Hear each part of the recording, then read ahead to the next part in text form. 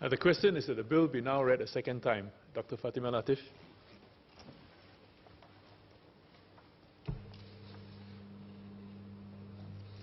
Mr. Deputy Speaker, the Tokyo Convention, signed on the 14th of September 1963, covers certain offences and other acts committed on board planes and aircrafts. With the current practice and guidelines, Singapore can only take action if the person or persons arrive on an SIA plane or other Singapore carriers. If they are on other airlines and land here, they may get off scot-free. That's the loophole. Thus, this is very timely an update to the bill as we continue to tackle the growing issue of unruly passengers on board aircrafts.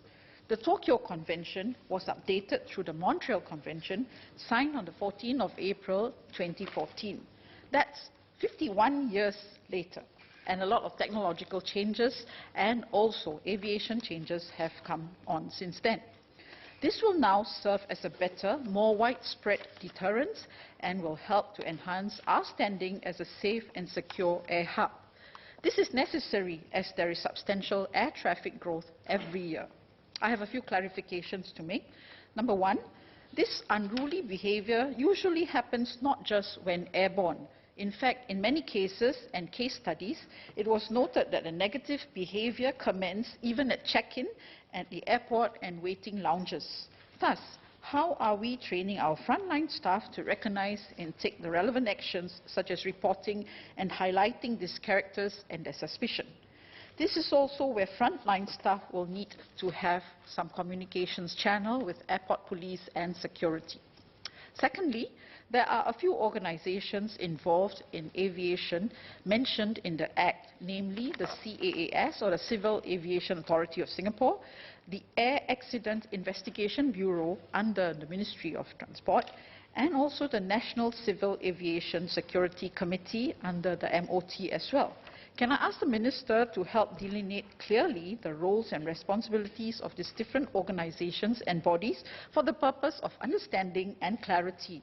Do they work together, which then means there could be no wrong door policy approach towards reporting and handling the incidences? Thirdly, as we move into the future, will the same rules apply to unmanned aircrafts?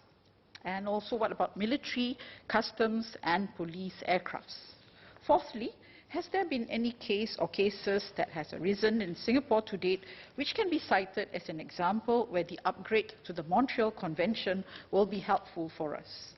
Fifth, will the sentence or punishment with the new Act be served in the passenger's own country or the country where the aircraft landed or where the aircraft is at?